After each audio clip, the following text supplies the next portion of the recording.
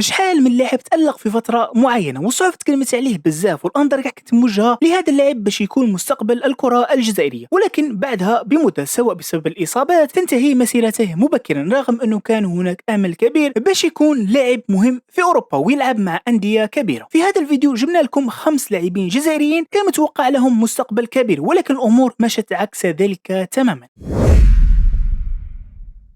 السلام عليكم خوتي، كي راكم دايرين؟ اولا مع اللاعب مراد مكني من اكثر الاسماء اللي فعليا لو كان تسقسي اي مناصر جزائري يقول لك هذا اللاعب كان فنان في وقته وكان قادر يلعب في اي نادي كبير بسهوله تامه، لاعب فني وتقني بشكل كبير وكان في وقت من الاوقات يلقب بزيدان الكره الجزائريه، ولكن للاسف رغم الموهبه اللي كانت عنده الا انه الاصابات اثرت عليه بشكل كبير وكبير جدا، خصوصا اصابته في الركبه مع المنتخب الجزائري واللي حرمته من لعب كاس العالم، ثم بعدها نفس الشيء صرا مع لاتسيو وبولونيا حتى اللعب بعدها خرج من ايطاليا وخاض تجارب قصيره في قطر ثم الدوري الجزائري مع شباب قسنطينه. اللاعب الثاني وهو اسماعيل بن ناصر، طبعا اللاعب وحسب عده اخبار قلت لك احتمال يروح لقطر، ولكن قبل كل هذا بن ناصر كان فعلا متوقع له مسيره كبيره وحتى انه كانت هناك انديه مهتمه به سنه 2021 في مقدمتها مانشستر سيتي وباريس سان جيرمان، ولكن الاصابات حرمته من القيام بخطوه كبيره، اصابته امام الانتر في دوري ابطال اوروبا ثم بعدها مشاركته في كاس افريقيا 2023 واللي غيرت فعلا مسيرته 360 درجه، واليوم بعد تجربته في اوروبا من ميلان الى مارسيليا ثم دينامو زغرب ها هو احتمال نشوفه في الدوري القطري رغم انه لا يوجد شيء رسمي لحد الان، ولكن هذا ما يقوله الاعلام في مقدمته الصحفي الشهير فابريزيو رومان. اللاعب الاخر واللي هو فوزي غولم، لاعب كان متالق بشده مع نابولي وكان يعتبر من بين احسن الاظهره في تلك الفتره سواء في افريقيا او في اوروبا، وفعلا كان ظهير ذو خصائص افضل من كثير من الاظهره المتواجده حاليا مع المنتخب الوطني. لما جاءت سنه 2017 كان عنده اهتمام قوي ورسمي من مانشستر يونايتد بقياده مورينيو انذاك، وفعلا الصفقه كانت جاهزه والاوراق على الطاوله ليتم توقيعها، ولكن خلال مباراته امام مانشستر سيتي في دوري ابطال اوروبا اصيب اللاعب اصابه قويه في الركبه ابعدته عن الميدان لفتره، وهذا اللي خلى مانشستر يونايتد ينسحب من الصفقه واللاعب يدخل في دوامه اصابات متكرره. للاسف غولام كان ممكن فعلا مسيرته تاخذ منحنى اخر تماما ويلعب في انديه افضل. غولام لليوم ما زال البعض يعتبره احسن ظهير مر على المنتخب الوطني. نجو للاعب الرابع وهو يوسف عطال خارج اكاديميه بارادو. صحيح بالنسبه للبعض ان يوسف عطال لاعب اصبح سيء مع مرور الوقت، ولكن لا يمكن ابدا انكار انه في اول مواسمه في الدوري الفرنسي فعليا تقدر تقول كان داير حاله. الصحف كانت تتكلم بكثره عن عطال في ذاك الوقت، كانت عنده نزعه هجوميه قويه واللي خلت بزاف ناس تتوقع له مسيره كبيره، حتى اني نعقل في هذاك الوقت الصحف كانت رابطتها بتوتنهام وبايرن ميونخ وتشيلسي. ممكن تبان لكم مبالغه ولكن فعليا عطال كان في فورمه قويه في هذاك الوقت، ولكن للاسف الاصابات المتكرره جدا اثرت عليه وخلت مستواه ينزل وما يكونش عنده استقرار. الى اخر لاعب وهو ادم مونس، انا واحد من الناس يعجبني هذا اللاعب، طريقه لعبه ومراوغاته في عالم اخر تماما، حتى لما تشوف بنيه جسديه نتاعه وزيد معه السرعه والفنيات فاللاعب فعليا لو كان كمل مسيرته بدون اصابات كنا قادرين نشوفه في نادي كبير. والناس خلال مسيرته تلقاه اصيب اكثر مما لعب، يعني اللاعب يلعب مباراه ثم يغيب 10 مباريات بسبب الاصابه، خصوصا من تجربته في نابولي ثم اعارات لانديه ايطاليه حتى انتهى به المطاف في الدوري القطري.